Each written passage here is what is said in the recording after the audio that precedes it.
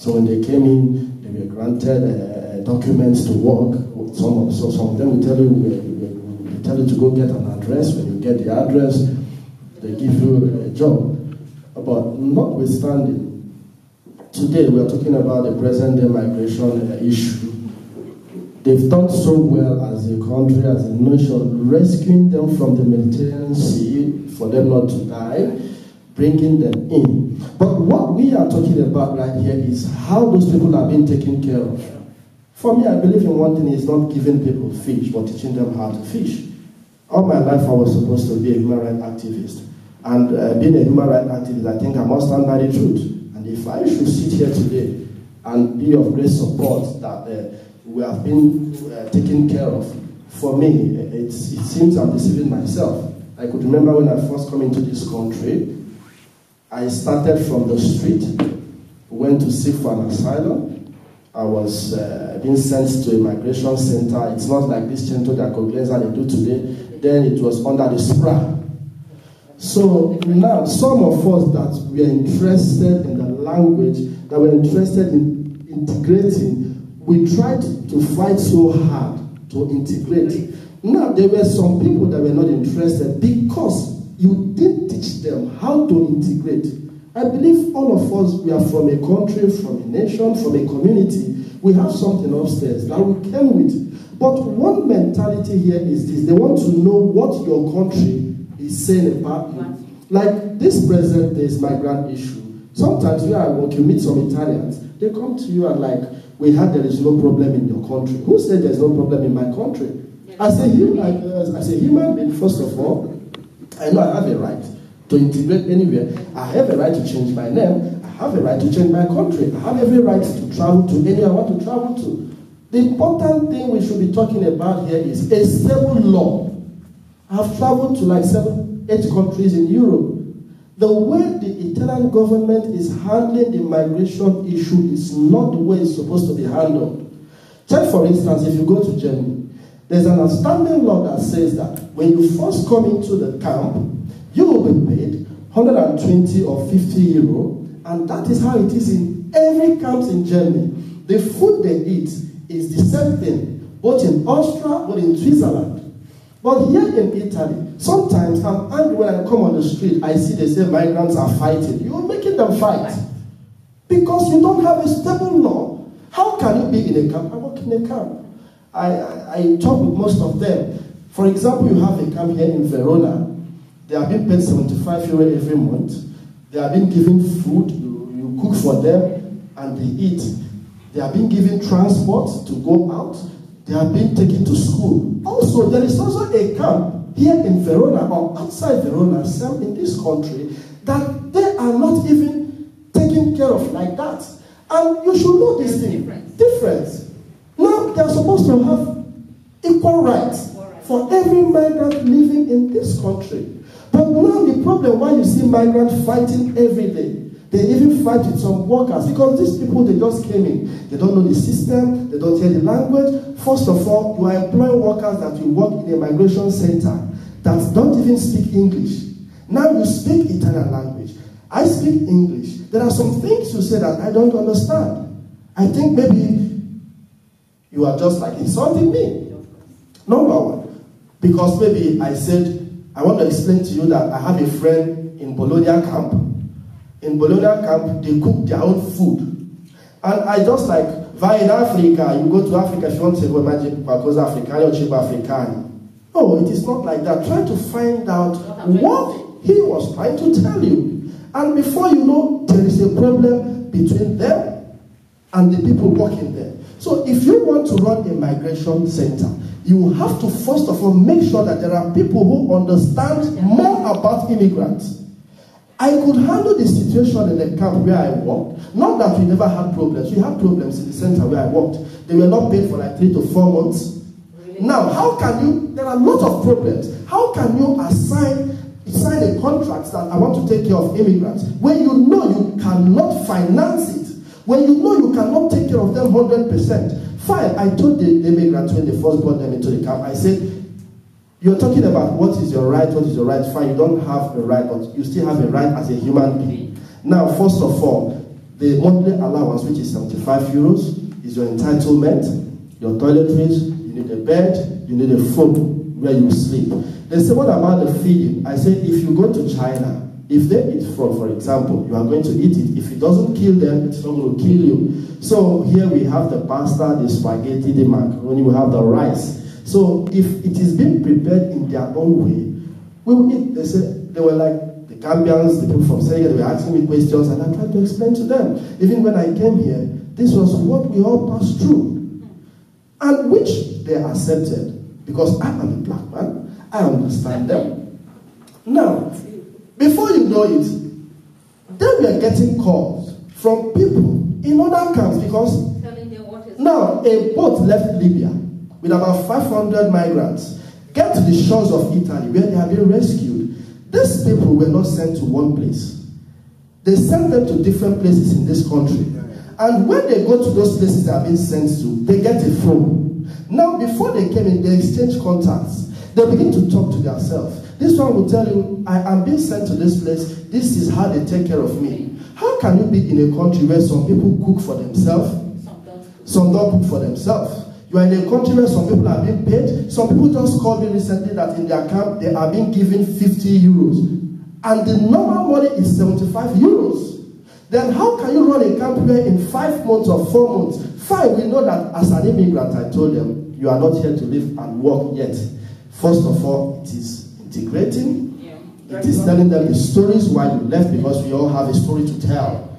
And now, when you tell them your stories and you are being granted for a subsidiary or humanitarian or political, which is 5 years, 3 years, and 2 years, then you now begin to think on how to get a job.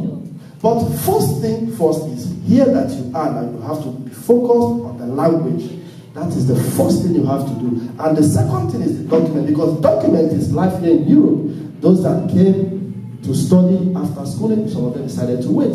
Then another thing, those that came to work, that time the population was few than this. They got a job. And it was not even still easy for them. Because some of those people started from the train station. Somebody was working in a mechanical company and he was sleeping at the train station. He slept for like 9 months trying to get a house. It was not easy for him. But let us say those days are gone. Now you try to give us a place where we stay. But even while you give us a place where to stay, you are not taking good care of us as it is supposed to be. Because when you don't give me equal rights, there is bound to be problem. And as Africans, as migrants, as different people from different ethnic groups, there are bound to be clashes. These are the things that if they could put these things right, I think that the migrants on the street, some of them will want to integrate. And another thing they have to do, they have to put a stable law. Don't look at immigrants as equal. Don't look at them as the same people. Try to know what each of them have upstairs. Not because Mr. Peter from Senegal stole a pen today and you think the whole Senegalese in this country, they are thieves. No, not because you found a Nigerian boy on the street fighting, or you picked up a girl on the street because of one thing or the other, you categorize Nigerians as to be such. No, you have to deal with it, carry out your own investigations on that issue or on that case, know what is really happening before you persecute that person. Not that you come in a place and you say, Gambia. No, no matter what the government, you have a question? Yeah, if I understand you clearly, you are trying to say the Italians, you know, they are fond of generalizing. That is one of the things we are facing right now. And this is one of the problems. And I'm trying to still make them understand that the councils, you cannot run a migration center without the councils, the local governments coming into it. At least they are supposed to have some people. It is supposed to be something to do with the community, because in everywhere there's what we call community response. In these camps, we don't see those things. Now you are putting a law, they are trying to implement the kind of laws that they use in places like Germany and Austria. Formerly, when you come in, by right, you have 3 days to go and visit your family, friends, anybody. Suddenly they change it and say you have to write the prefettura. If they accept before it, you bring back the message and you start going and things like that, you have to be there. And all these things are causing trouble. What do you have to do as a migrant? You have to tell them you have 3 days to go, 2 nights, and 3 days outside. That is it, first of all. Secondly, if you want to make it a general law, like in Germany, when you are in the first migration center where they send you to, you will be given your food and your monthly allowance. After then, they will now send you, there's what you call posting to a living house.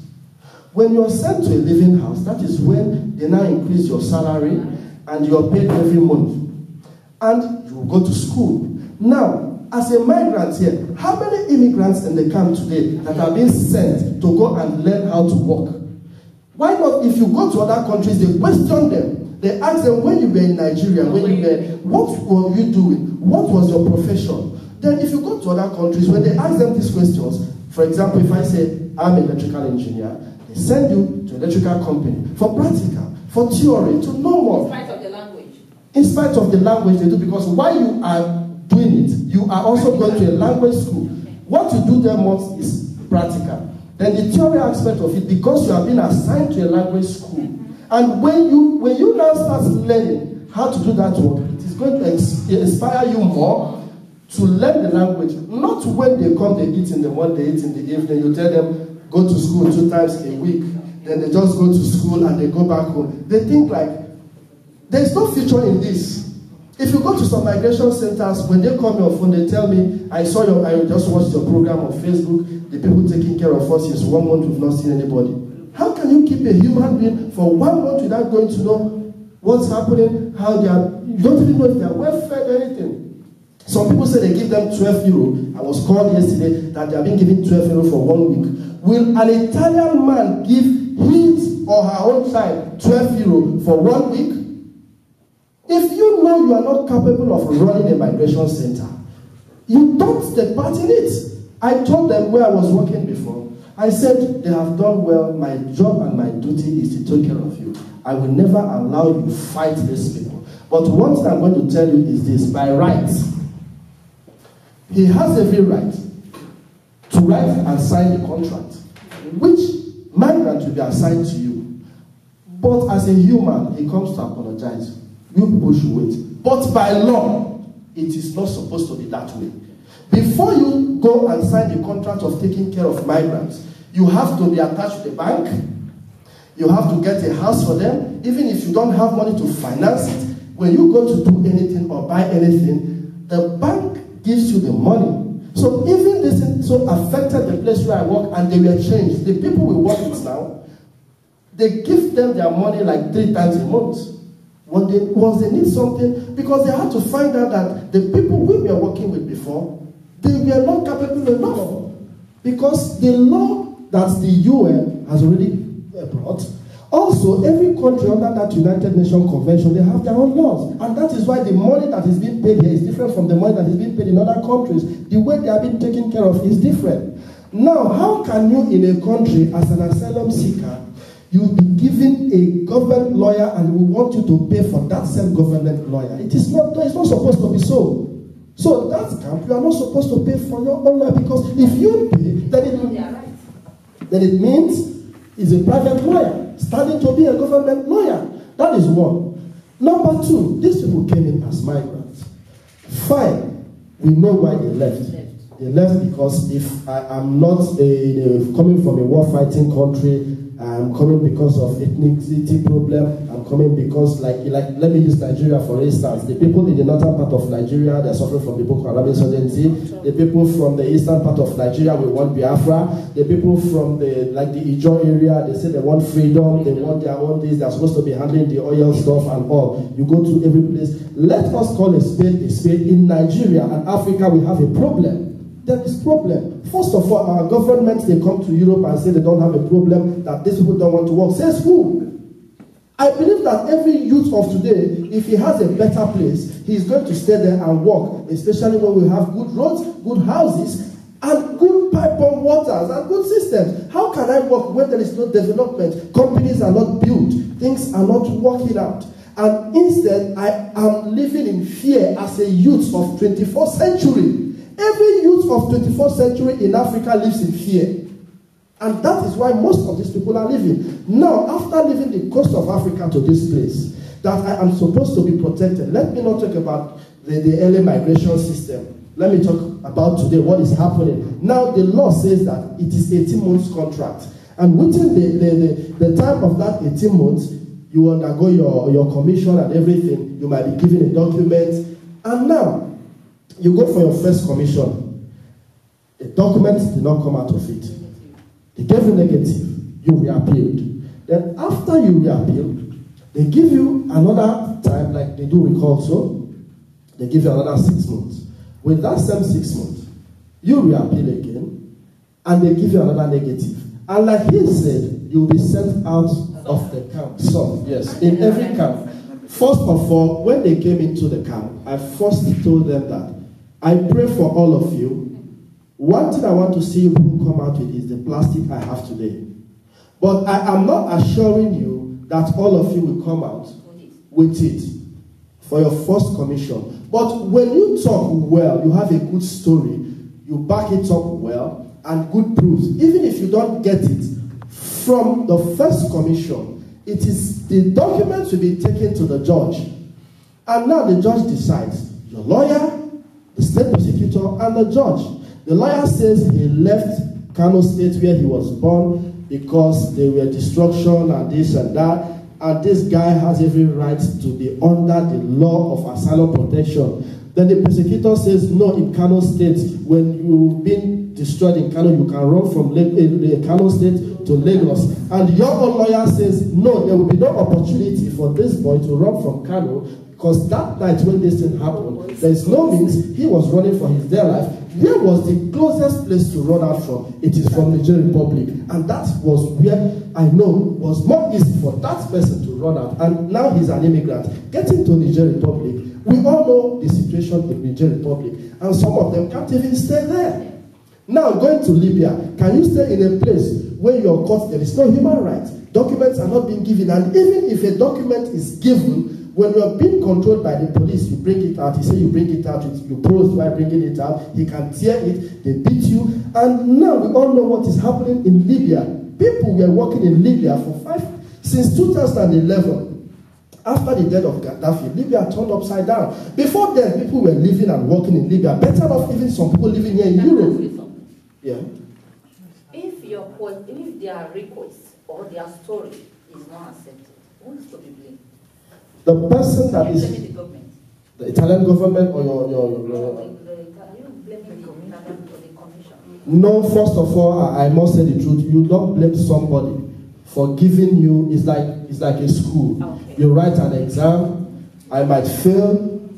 The other people might pass. Okay. But notwithstanding, I'm coming to that. Let me quickly talk on the other place.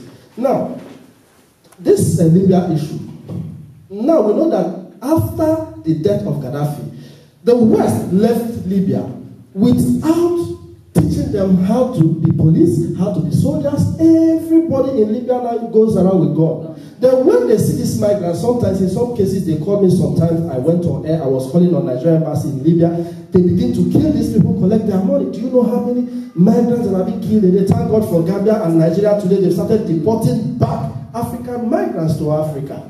Now, the area that we just talked about, the law really says that when people fail asylum, the law is supposed to be this. You are supposed to be returned back to your country.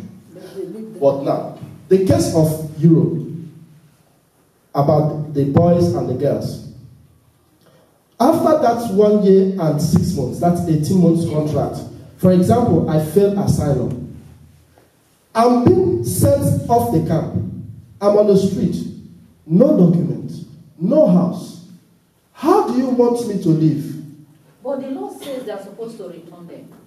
The law says that. And they're not free. They're not and now you leave these people. They are on the street. What do you want a girl child to do?